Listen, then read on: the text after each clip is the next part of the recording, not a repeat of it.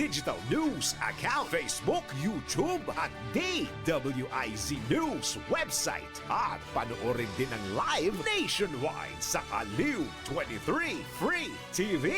Arangkada Balita.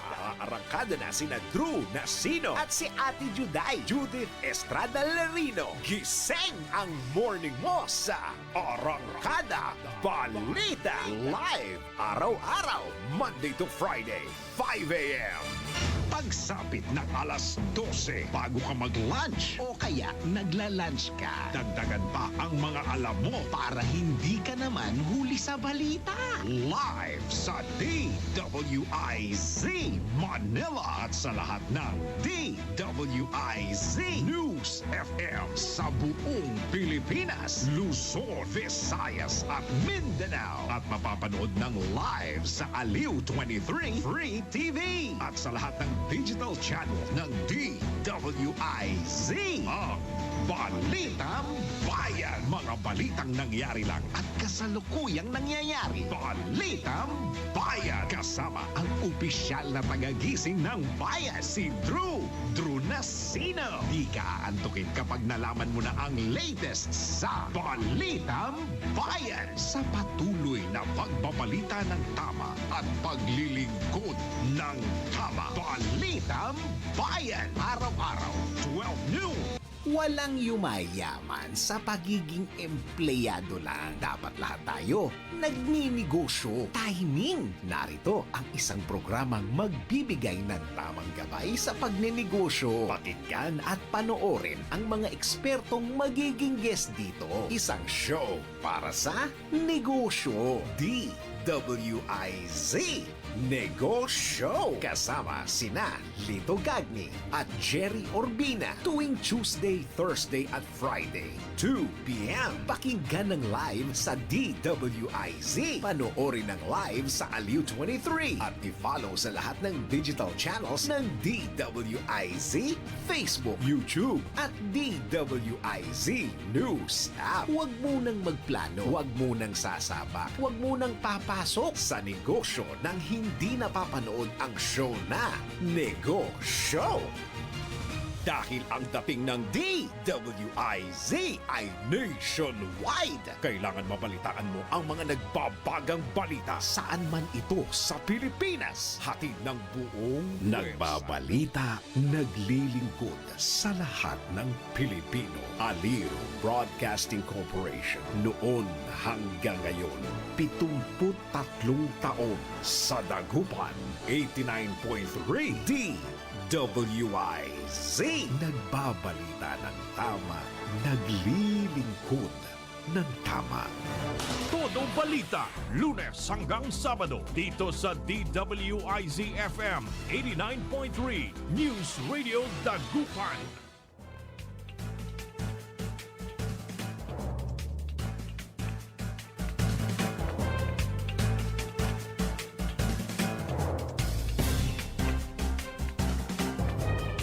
Isang napakagandang umaga ang ating pagbati. Good morning, good morning, good morning, good morning, good morning, good morning, good morning.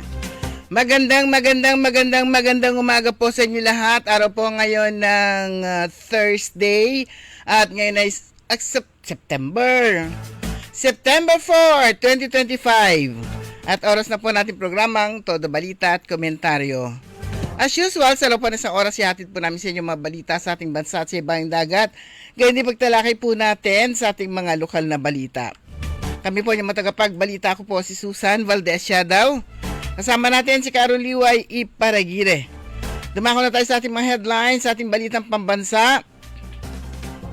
PBBM pinawawalis mga siningit sa 2026 budget. Todo balita. 26 sabit sa flood control scandal, bantay sarado. Todo balita. Malacanang pinasisilip ang pulisiya sa class suspension. Todo balita. Sa ating balita sa ibayong dagat, US inatake ang bangkang may droga mula Venezuela, 11 patay. Todo balita. Sa ating mga lokal na balita, tupad orientation isinagawa sa Alaminos. Todo balita. Ikatlong pagdinig para sa Local Tourism Code ng Mangaldan, isinagawa. Todo Balita. Sa ating balitang sports,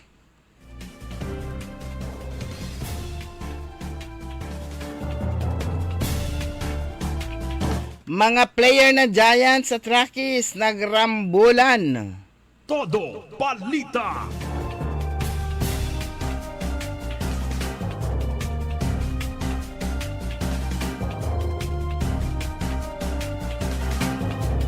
At ngayon, sa detalye ng ating mga balita, nagbabala ang Securities and Exchange Commission o SEC laban sa the Pegasus International Ventures at ang mga nagpapatakbo nito ng nangiengganyo sa mga taong ipuhunan sa kanilang mga ipon sa pangakong kikita sila ng malaki.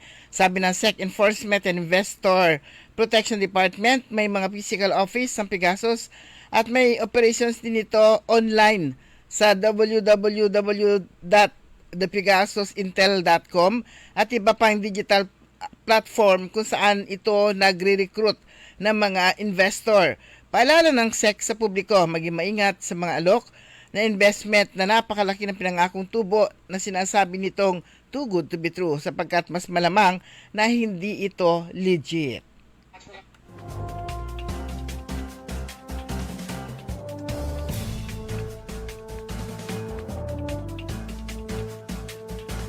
Inatasan ni Pangulong Ferdinand Bongbong Marcos Jr. ang Department of Budget and Management o DBM, Department of Public Works and Highways na walisin ang umano'y mga nakasingit na proyekto sa budget ng DPWH sa ilalim ng 2026 National Expenditure Program.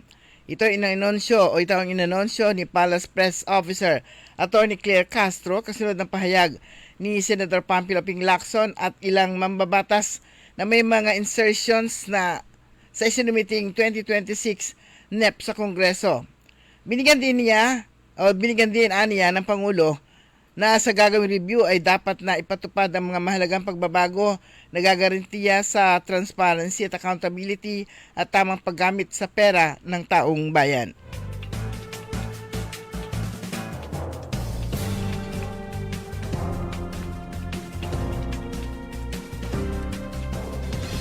Nanindigan si Justice Secretary Jesus Crispin Remulla na kailangan isyuhan ng Immigration Lookout Bulletin Order ang mga inimbestigahan sa flood control projects upang hindi makatakas palabas ng bansa. Kasi ang tendency ng tao, tumakas talaga. Ani Remulla nitong Miyerkules, at the earliest opportunity, tatakas talaga yan. Dagdag pa niya, pipirmahan niya nitong Miyerkules ng hapon ang Travel Watch Order sa mga taong iniimbestigahan sa flood control scandal. Kasama sa 26 na nasa listahan sina Assistant Regional Director Henry Alcantara at ang mag-asawang sina Sara at Curly Discaya.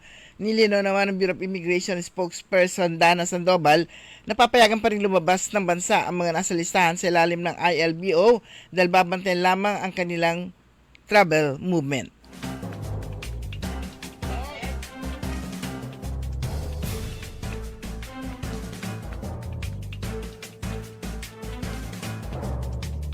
Inirekomenda ng Malacanang sa National Disaster Risk Reduction and Management Council na reviewin ng polisiya na class suspensions, bunsod ng panawagan ng mga pribadong eskwelahan na kailangan magkaroon ng sapat na flexibility sa pagdesisyon sa suspinde o pagsuspinde ng klase at trabaho. Nauna rito ay hiniling ng Coordinating Council of Private Educational Associations kay Pangulong Ferdinand Bongbong Marcos Jr. na reviewin at i-recalibrate ng polisiya sa class suspension dahil ang mga blanket announcement ay nakakasagabal sa school preparations, discourage sa resilience in school communities, and devalue the education of students. Nilinaw naman ni Castro na ang pag-anunsyo sa work suspension sa gobyerno ay nasa Office of the President pa rin sa pamamagitan ng Presidential Communications Office.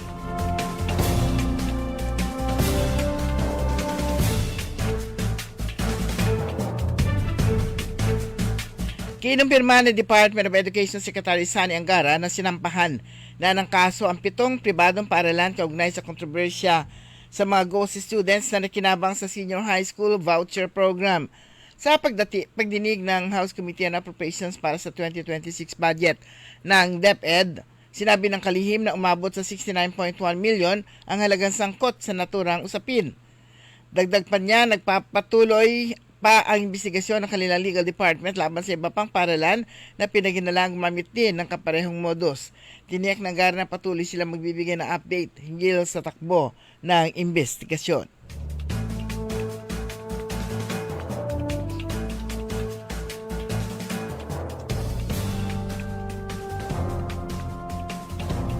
Sa ating balita sa ibayong dagat, nasa 11 katao ang nasawi ng atakihin ng pwersa ng Amerika ang isang bangkang magdadala umano ng illegal na droga sa US mula sa Venezuela nitong Martes. Tinawag ni US President Donald Trump ang mga napatay na sakay ng bangka bilang mga dinarco-terrorists na umano'y miyembro ng gang na kontrolado ng Venezuelan leader na si Nicolas Maduro. Naglabas din siya ng video na nagpapakita sa speedboat bago ito sumabog sa dagat. Itinuturing itong malaking paglala ng tensyon sa pagitan ng Washington at Caracas kasunod ng pagpapadala ng 8 barkong pandigma ng US sa Latin America bilang bahagi ng kanyang kampanya laban sa drug trafficking. Una nang inanunsyo ni Trump sa White House na pinatumba ng US forces sa nasabing bangka na may kargang droga. Sa sumunod na post sa kanyang Truth Social account, kinumpirma niyang inutusan niya ang kinetic strike laban sa grupong Tren de Aragua.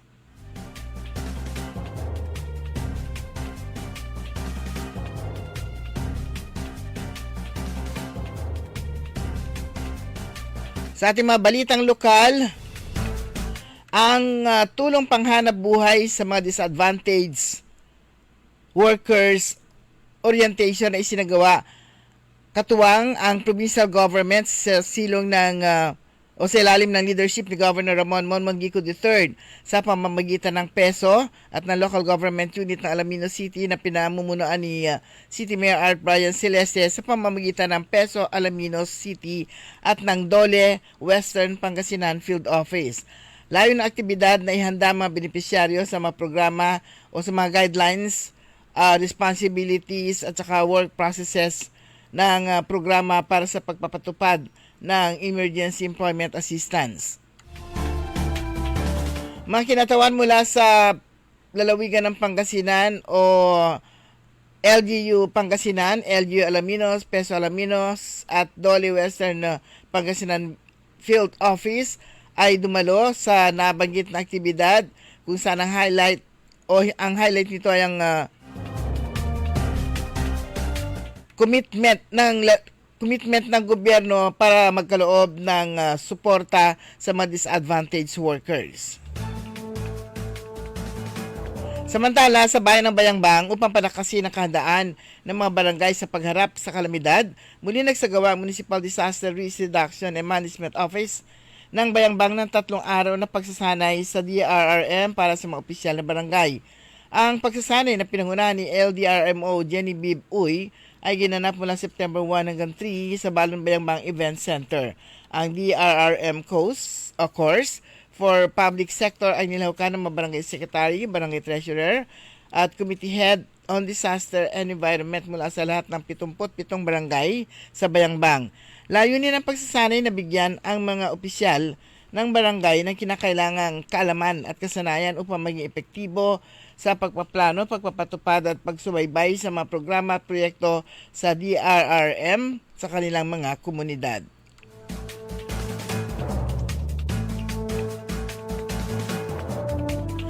Ipinagpatuloy kahapon, September 3, ang ikatlong pagdinig para sa panukalang Local Tourism Code ng Bayan ng Mangaldan sa pangunguna ni Councilor Lovely Lian Maramba, ang chairperson ng Committee on Tourism, Special Events, Parks and Playgrounds.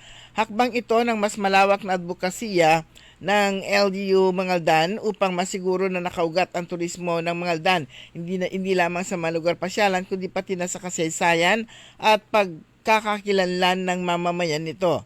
Dumalo sa pagdinig sina Chief Administrative Officer PESO Manager Designate Helen Aquino, Tourism Officer Designate Christian Di Venecia Palma, General Services Officer Fernando Sagisag Cabrera at Advisor on Tourism and Information Constantine Bisperas na naglatag ng kani-kanilang pananaw sa suwestyon para sa pagpapanday ng mga probisyon sa ordinansa.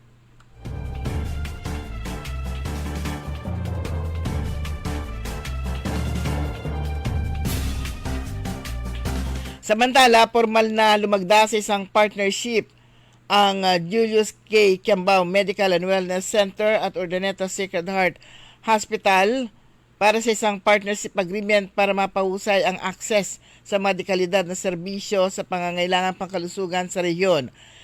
Layon ng partnership na palawaki ng mga espesyal na serbisyong medikal, pahusayin ang mga sistema ng referral ng pasyente at isulong ang mga hakbangin sa kalusugan ng komunidad sa pamamagitan ng pagsasama-sama ng kanilang kadalubhasaan at mapagkukunan. Sinisikap ng USHH at JKQMC na magbigay ng komprehensibo nakasentro sa pasyenteng pangangalagang pangkalusugan sa mga residente ng Pangasinan at mga kalapit na lalawigan.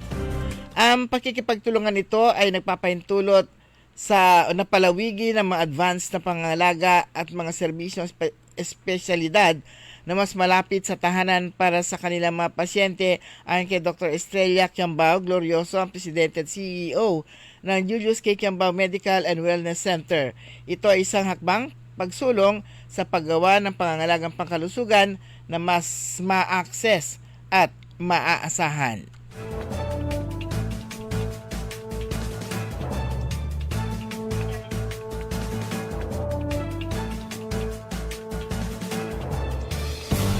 Sa atin namang balitang sports, nagkarambulan sa Coors Field sa Denver sa opening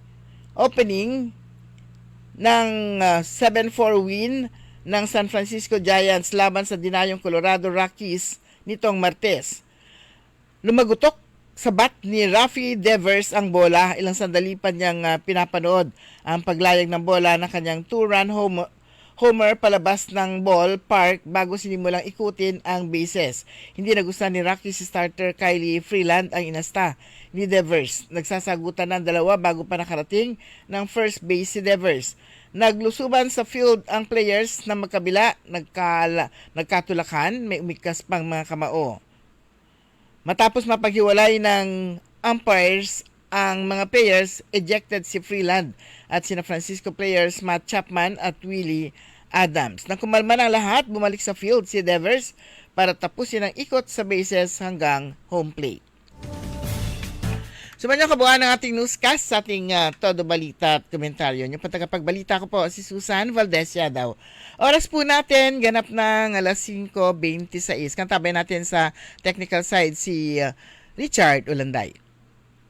DWIC. Ang balitang ito ay inihatid sa inyo ng Bingo Plus. Download Bingo Plus app now on Google Play and Apple App Store for a chance to win up to 935 million pesos jackpot prize. Visit bingoplus.com to learn more. With Bingo Plus, bingo sa saya plus sa panalo. Gaming is for 21 years old and above only. Game responsibly. Keep it fun. Magandang araw po sa ating lahat, sa ating mga bisita. Inaanyayahan ko po kayo sa aming lungsod ng Alaminos para po mabisita at ma-experience ang ating mas pinagandang 100 Islands.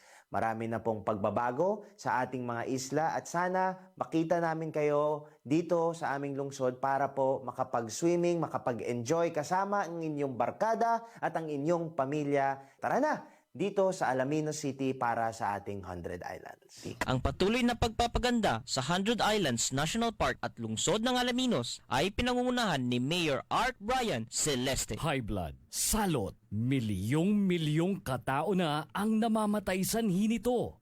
Kaibigan, baka ikaw na ang susunod. Ni Mrs. Flor de Lisa Barbosa, ti Rosario, Santiago City. Agtawenak ti 63. Manungatawan nga aglutluto ako, tada karinderyak. Mariknak agpipikal. Ti imimak iso nga nangagak ti radyo, dato'y agas nga pao di arko. Pinadas ko. Mayat mo ti epekto na. Do ti food supplement nga napadpadasa ko. Awan ti epekto na. Dato'y pau di arko, idi nagtumarak, manungal daw lang, han nga agpipikil ti imakon. Awisen kay nga mangpadas, tapno maikatmat, dagita rik-rik na inyong, saksakitin nyo. Kaya kaibigan, buhay mo'y ingatan. Mag-Aldrich Pau de Arco Herbal Capsule na para kalusugan mo ay garantisado. Hoy mga suki, hanap nyo ba ay mga murang bilihin, malinis at sariwang pagkain sa pang-araw-araw at handaan tuwing may okasyon? May suggestion kami sa iyo. Tayo na sa Macador Market na kung saan inyong mabibili ang mga mura, sariwa, malinis at ligtas na bilihin tulad ng karne ng baboy at baka, manok, isda, gulay at iba-ibang sangkap sa pagkain. Matatagpuan din sa Macador Market ang dry goods, groceries, eateries at fruit section. Kaya ano pang hinihintay nyo? Gawing bongga ang handa mo everyday with Macador Market. Macador Market is open from 4 a.m. to 8 p.m. Visit us at Macador Market, Galvan Street at Zamora Street sa downtown, Dagupan City. DWIZ. Liway Manantan At Isusan Yaraw. sa Todo Balita.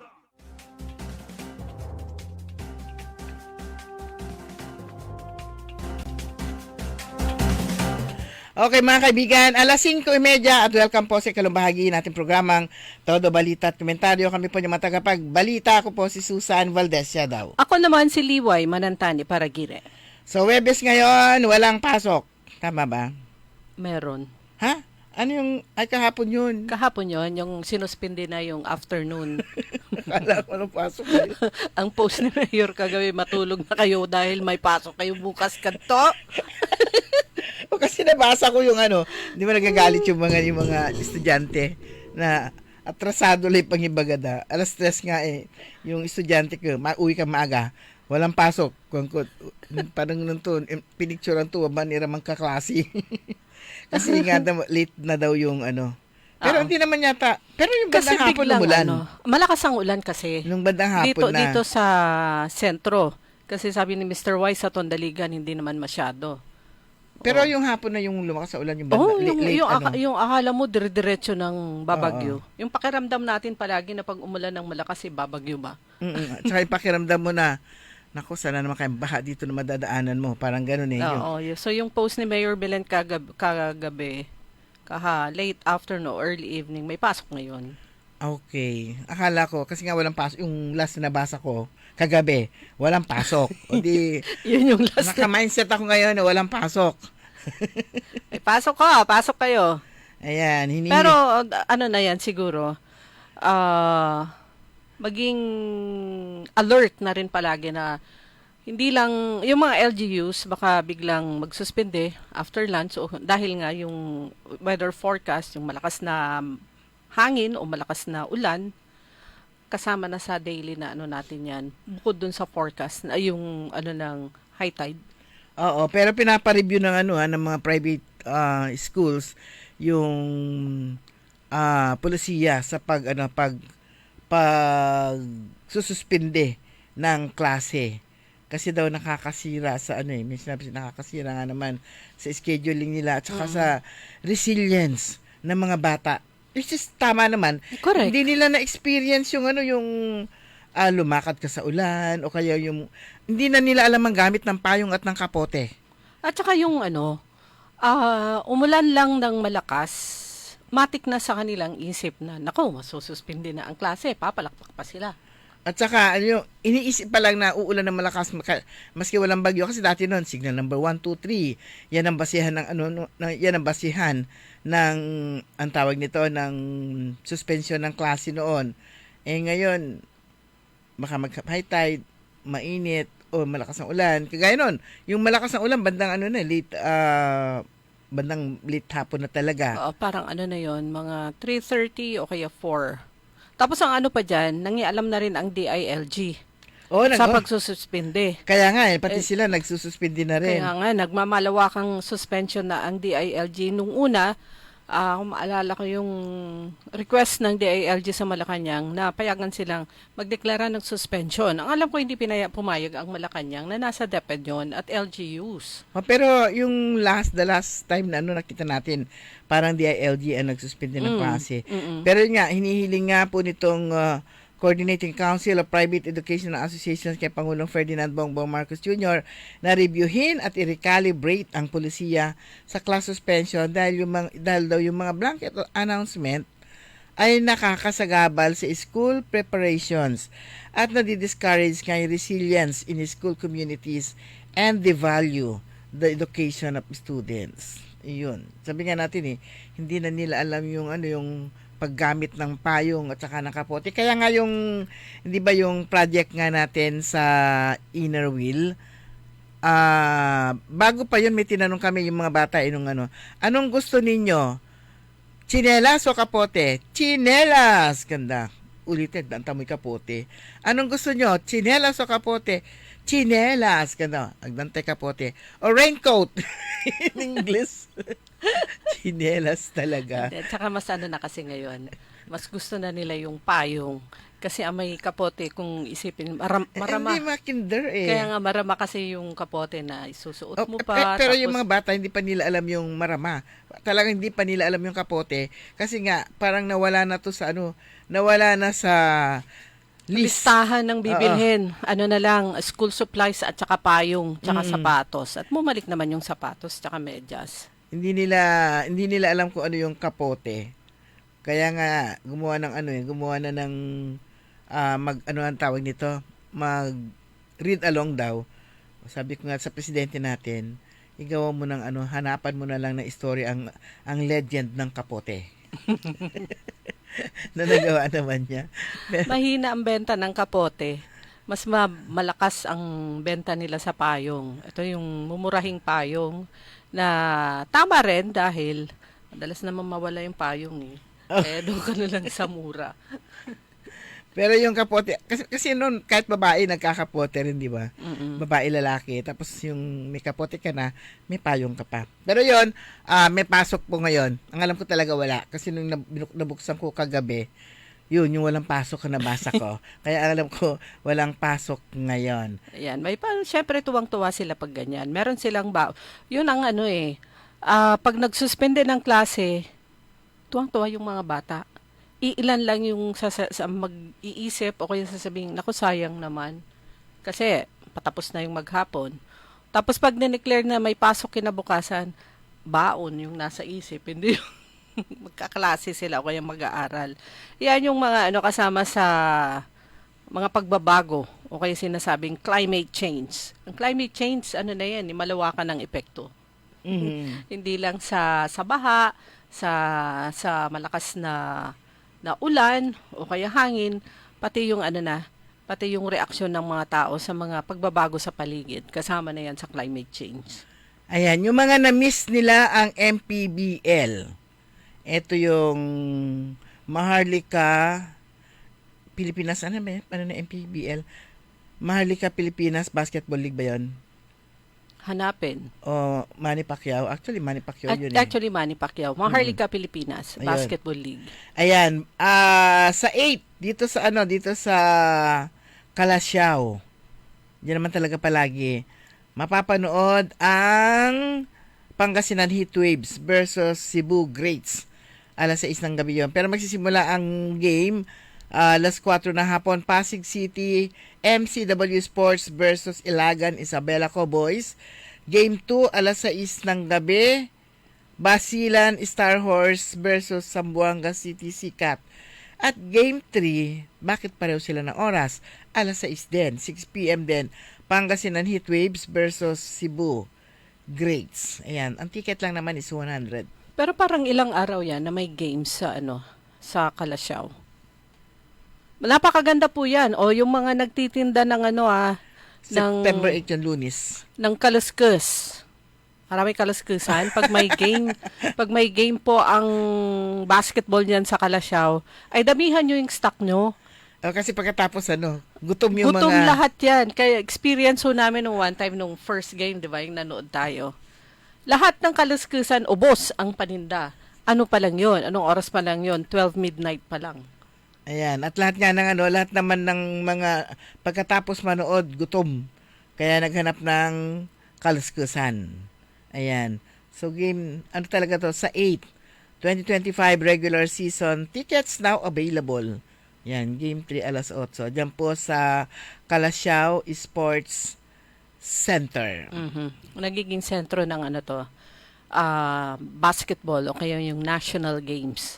Itong Calasiao. Kung tutusin, maliit lang yung ano niya, maliit yung sa bleachers niya, yung para sa audience. Pero ito yung napupuntahan. At dito binubook. Isa na siguro dyan yung welcoming ang local government. At yung mga tickets na available sa booth na matatagpuan sa Robinson's Place, Pangasinan, alas 10 ng umaga hanggang alas 5 ng hapon. Ayan. Huwag na kayo humanap ng 100 lang naman. Huwag na kayo humanap ng passes. Oo, tulong nyo na rin yun dahil malaki po yung expense ng organizer pag ganyan. Plus yung kakapanood kayo ng live ng game sa MPBL. And good luck sa Pangasinan Waves, Heat waves. Pangasinan heat waves. Pero ngayon, hindi mainit sa Pangasinan. Indiscriminate rainfall. Etong buwan ng Setyembre, mga kaibigan, ito ay Tourism Month at ang mga iba't ibang local government units all over the country, meron silang kanya-kanyang mga calendar of activities. Ang Pangasinan Tourism Office, meron silang nakalatag din na activities. Ito yung Tourism and Sustainable Transformation. So, anong petsa na ngayon? Ngayon ay September 4. Bukas, September 5 hanggang 7, merong sumali ang Pangasinan Tourism Office sa Philippine Travel Mart sa SMX Convention Center. Sa 8 naman, Banaan Museum Anniversary, opening of new exhibit at Gallery 3, open house activity. Pag open house, libre, di ba? Libre ang entrance. Yung Banaan Museum ay nasa Casa Real po, sa Lingayen. Yung Casa Real, nasa pagitan halos ng Provincial Jail at saka Municipal Hall. Samantala sa September 9, 11, and 13, merong Creative Tour 2025. Ito yung Ranyag Region 1 Creative Tour. Ang mapupuntahan ng mga magtutour ay Rosales, Manawag, Poso Rubio, Dagupan, Calasiao, Lingayen, Alaminos, Bulinaw, Bani, Urbistondo, Bayambang. Ang nag-organize ng tour ay ang DOT kasama ang DTI. So meron na silang mga participants. At meron pang mga activities hanggang sa katapusan. Hanggang sa 25 to 26, ito yung Dayo Pangasinan Tourism Skills Competition sa May Season Auditorium. Ang participants naman dito ay mga staff mula sa mga resorts and hotels dito sa Lalawigan. Ayan, Tourism Month, na bagamat kung tutuusin rainy season, pero kahit papaano okay pa rin yung mga tourist destinations dahil may mga araw naman na umiinit. Sumisikat yung araw. Kaya yung alam naman natin turista o yung mga gustong mamasyal, huminto lang ng konti yung ulan, gala na yan. Ano yung open house? Doon sa Banaan, sa museum. Ayan. Ibig sabihin, bukas for viewing. Bukas. Ay, yung kanilang exhibit na nasa Gallery 3. 8 yan ay sa Monday. Yan, pwede nating puntahan to. So, nakita ko rin yung schedule. May kanya-kanyang schedule yan, lalo na yung sa mga lugar na malakas yung kanilang tourism industry. Mayroon din tayong nakitang schedule ang Bulinaw. Most likely, meron din ang Alaminos at yung iba pang lugar. Yung mga tourist destinations, meron silang mga nakahandang mga activities. Ayan. Congratulations sa Dagupan City dahil sa pagkakatalaga ng Dagupan City Police Station bilang police office na siya. So, upgraded na siya, ang Dagupan City Police Station. Formal na ba yun? Diniklara na? Nagkaroon na? Meron na kasi maraming salamat. Councilor Joey Tamayo, doon ko nakita yung sa post niya yung mula naman sa Ayan. mula sa NAPOLCOM, National Police Commission. Categorized as police office na siya. Pero hindi po yan instant hindi agad-agad. Meron pang mga proseso, meron pang plus yung rango ng magiging chief Pag police office, full colonel. Yes, at saka parang pareho na sila ni provincial director. Parang magkakaroon na ring magiging dalawa na yung yung kanyang title, hindi na siya chief of police, director na siya. Director na siya. Pero kung titignan po natin yung history po nito, ang haba rin ng proseso. Ilang beses na itong isinulong ito. Nagsimula ito isinulong nung panahon ni dating Mayor BSL. Alala ko dyan, ang happy pa noon si retired General Noli Talino. Although, noong nag-chief ng Philippine National Police, si retired General Arturo Lumibaw, nailapit na rin sa kanya yan. Pero ang sabi niya, sa requirements, kulang na kulang ang Dagupan City Police. So, population plus yung land area kung saan tatayo yung kanilang police office. Iniisip ko kung sino yung yung lately lang, during the time of Mayor Brian Lim na parang malapit na noon eh. So parang hinihintay niya, alam niya, siya na yung pinakaunang magiging police director ng Dagupan Police Office. Hindi ko na malala kung sino, pero yun nga, nung panahon ito ni Mayor Brian Limpa, at yun nga, di ba, nagkaroon nga ng resolution pa noon, si Manang Celia, na ipinopropose nga nila na maging Dagupan City Police Station, maging police office na siya. Si Si Colonel Mangelen. Siya ba yun? Andun din sa, dun sa mga police, yung mga news na lumabas, siya yung nabanggit na doon na hepe. Yun ang kagandahan ng ngayon etong online. Yung mga news ng mga nakaraan ay isa-search mo online, mahahanap mo. So si Colonel Mangelen yung hepe noon. Ito, Dagupan City. Ito yung isa sa post naman ito sa Facebook page noon ng Sangguniang Panlungsod ng Dagupan, dated July 14, 2020. Dagupan appeals anew to upgrade to City Police Office. So Dagupan Police Chief Abubakar Mangelen said the application, if granted, would increase the current police strength from 124. That time pa yung 124. Ang alam ko ngayon, mas malaki na. 100 plus pa rin. So it will increase the current strength into 600 that time, approximating the ideal police to citizen ratio of 1:5. Ay, mangangailangan ng maraming nito. Magkakaroon ng maraming quota bang tawag doon? Yan, sa kasi for Dagupan, kasi meron yung klase ng recruitment sa Philippine National Police na yung mga applicants kailangan nila ng recommendation from the local chief executive. So, kasi napakalaki nga naman ng Dagupan City. Maganda ito para sa ating mga kababayan, at least yung security. Hindi na, kasi kung minsan wala kang mahagilap na police, o kung meron man, busy sila. Kung minsan, lalo na yung mga nasa office, hindi ka na nila malingon sa dami ng kanilang ginagawa. So, maganda rin ito. Actually, yun nga, tama yung sabi mo, hindi ito overnight. Hindi ito overnight kasi marami pang preparasyon, plus gagawan pa ito ng budget. Basahin ko pa rin, itong part pa rin ng news noong July 14, 2020.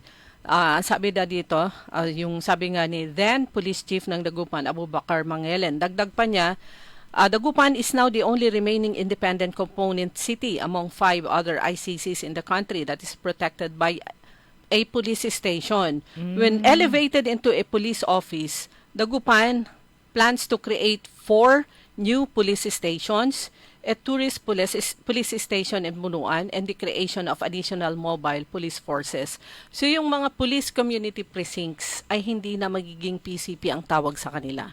Police station. Parang parang Baguio City Police is an office, hindi siya station. Level up na talaga sila, parang So yung magiging kung police station sila, magiging police chief na yung Oo. So dadami yung kung meron tayong 6 ngayon at maglalagay pa ng 4, so magkakaroon ng 10 chief of police sa Dagupan City. Nakalagay dito yung plan that time to 2020, year 2020 ay mag-create ng 4 na new police stations. Kaya nga, meron na tayong, meron ng 6 o di magiging 10.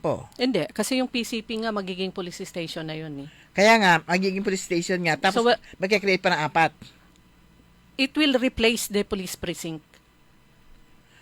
The police station will replace the police precinct. Okay. Magiging 4 na lang, babawasan. Magiging 4 na lang. Babawasan yung 2. That time 2020. So kailangan mag-upgrade din ang yung master plan ng Dagupan PNP.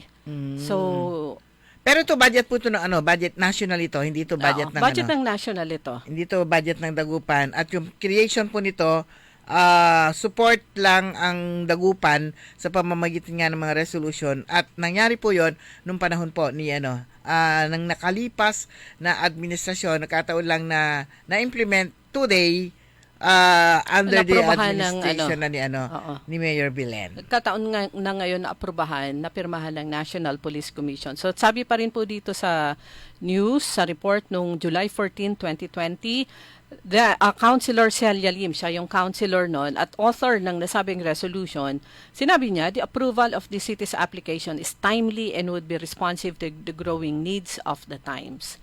So lalo na ngayon, so yung resolution na ito, yung author resolution number 7711-2020 reiterating yung title kasi during the time nung mayor siya, the late Mayor Benjamin Lim, ay meron ng initial. So yung resolution noong number 7711-2020 reiterating this body's resolve to strongly recommend the upgrade of the Dagupan City Police Station of the Philippine National Police to Dagupan City Police Office initially manifested through SP Resolution number 3537-2001 adopted unanimously on November 12, 2001. So yun yung first. Year 2001, panahon ni Mayor Benjamin, and then sumunod, year 2020, panahon ni Mayor Brian Lim. And the Vice Mayor then was Vice Mayor Brian Din Cua. Yung mga councilors noon, nung 2020, Councilor Carlos Liberato Reyna IV, Jose Neto Tamayo, Michael Fernandez, Luis Samson, Dennis Canto, Maria Lebrada Fe, Dada Reyna, Celia Lim, Marvin Fabia Cisco, J. Flores, Teresita Coquia, Marcelino Fernandez at ang councilor, ang SKAC Joshua Bonbon Bugayong. Ayan, And finally, eto na. Parang last administration lang. At saka during that time kasi naalala ko nga yung nasa isip niya talaga is may implement na. So siya yung pinakaunang magiging police director dito po sa Dagupan. Kaya lang dami pa, no? Dami pa after niya. Kasi iba budgetan pa yan. Yan, yung recruitment ng additional police para sa strength, manpower ng police station. Siyempre, dahil magiging police station na yung precinct, hindi na pwedeng ganun lang itsura. True. So matagal pa to, hindi pa siya agad-agad hindi pa agad-agad siyang tatawagin police police natin. Office. Alamin natin. Pero yan na siguro approved na ng PNP. So in short, good start na yan dahil approved na yan. Budget, gagalaw na rin ang Krame, ang Philippine Camp Krame para dun sa pag-upgrade ng Dagupan PNP. Kasama rin yung upgrade ng category ang Pangasinan Police Provincial Office at meron pang isa. Although noon pa, nakaano na talaga yan, kumbaga sa for implementation na lang. Kasi nga, kailangan lang talaga yung mga additional katulad nga ng mga resolution na ipapasa ng sanggunian, pagpapakita ng support. Isa yun sa mga kinakailangan mga requirements. Pero ang alam natin talaga noon, andyan na kasi nga, sabi mo nga doon sa balita nga, out of 6 ICC, independent component cities sa Pilipinas, Dagupan na lang Dagupan na lang ang napag-iwanan. So, kumbaga sa ngayon lang. Yan. Pero yung iba pang mga ICC, mga police office na sila. So, ngayon lang si Dagupan City. Pero at last, congratulations. At least meron ng sariling police office ang Dagupan City. Aarangkada na siya, yung upgrading aarangkada na. So, expect po natin sa susunod na taon, mga susunod na taon, ay yung full implementation ng nasabing upgrade. Ayan. Kailan ba eleksyon? 2028. Last year lang yung election. Marami kung magiging police director, kakaroon niya ng deputy director, magkakaroon ng Maraming Oo. positions po 'yun. na makikreate. At mas gusto na nila dito kasi mas konti yung yung hahawakan nila. At saka good din para sa mga police personnel dahil ang dami pong mga matataas na yung rango pero crowded sila. Kaya nga, Oversupply, kumbaga. So at least may bibigyan sila na magkakaroon ng isang magkakaroon ng mga pagbubukas, vacancies. mga opportunity na talaga naman sila dun sa position na angkop dun sa kanilang police rank. Parang yung mga ibang mga hepe na yung mga ibang mga opisyal na naghihintay, pag merong na bakante, doon lang, yun, umaandar, nagkakaroon ng movement. Hanggat hindi sila, walang nagre-retire, hindi nagkakaroon ng movement. Pero ito, talagang hindi lang movement to. Talagang marami. Maramihan ito. Maganda to. Maganda balita to para na rin sa PNP. And good news din sa bagong upo na hepe dahil yung panahon na mapoproseso na para maging finally maging police office ang Dagupan ay during his term. Ayan. Yes, we congratulate him, pero yung unang mga trumabaho niyan, we congratulate them. Kasi sila yung nagtanim. True. Nagkataon na nung pag-upo niya, ayan na Siya yung siya lang yung siya umani. hepe. Ayan. Siya lang yung umani. Okay, sa mga kaibigan, ngayong tag-ulan, may paalala ang Pangasinan Disaster Risk Reduction Management Office ng Pangasinan, pinapayuhan ang publiko na sundin ang mga sumusunod dahil kapag ganitong panahon pala, lumalabas ang mga ahas. Ayan. Lumalabas ang mga ahas at bakit iba yung nakikita ko? Yan. Huwag guluhin at sakta ng mga ahas. Iba ang lumalabas. So, maging maingat sa ito yung mga dapat sundin. Pinapayuhan ng publiko kasi ang tag-ulan ngayon, maging maingat sa baha at mga damuhang lugar. Iwasan ang paglalakad sa baha o sa matataas na damuhan kung saan maaring nagtatago ang mga ahas. Ayan, dito sa nilalakaran natin, wala dyan.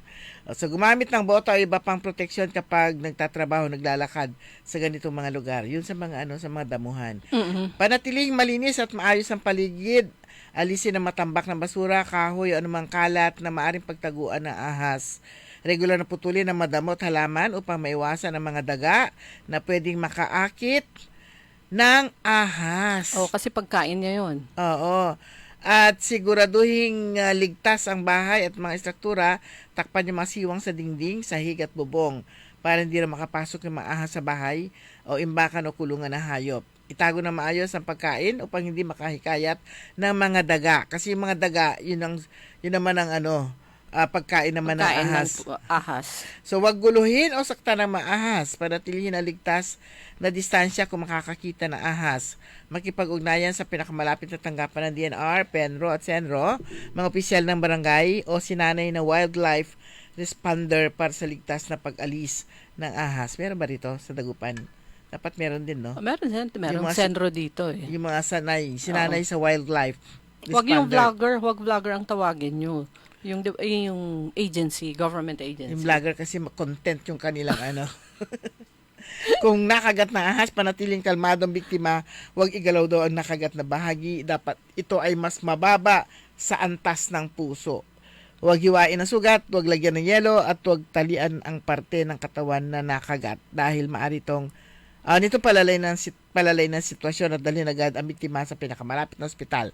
Kaya lang ang dinig natin, walang anong tawag mo dito, yung ng ahas. Sup-sup. Ay, yung dagta. Oo, para ma-immune sila. Hindi ko lang kung ano tawag doon. Walang ganun sa ganun sa mga ospital. Dating antidote. Yung antidote. Ito naman, tapos na yun. Merong public advisory ang PhilPost, Philippine Postal. Effective August 28, 2025, ang Philippine Postal Corporation o PhilPost has suspended the acceptance of all mail and parcels from the Philippines to the US, to the United States of America, until further notice. So, umpisa yan noong August 22. This is due to the USA's suspension of the duty-free de minimis exemption and new customs requirements intended to prevent service delays and customer inconvenience. For items already lodged, customers may request retrieval and refund in accordance with existing guidelines by submitting the required documents. This suspension covers all postal items to the USA accepted as of August 22, 2025. So kung nakapagpadala na kayo, i-retrieve nyo. I-refund. Dahil hindi makakarating sa Amerika dahil sa bagong guideline ng USA.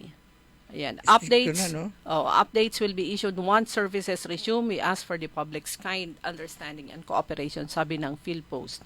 Very clear lahat ng mail at parcels mula sa Pilipinas papuntang Amerika ay hindi po tatanggapin ng PhilPost dahil suspended. Nagstrikto ang Amerika. Pero kung sa PhilPost papadala, parang di mo lang kailan darating, ano? Good morning, Jolie Santipolo. Siguro it covers na rin kung ipapadala nyo sa mga private courier. The same guideline. Jolie Santipolo, good morning daw. Pabati na happy birthday si Luis Vallejos ng Poblacion Oeste. Si Darjoy Ferrer, good morning. Victor Castro, tsaka si Randy Manawis, sina Richard. Bakit pati si Richard Ulanday nanonood? Nanonood din dyan si DWIC.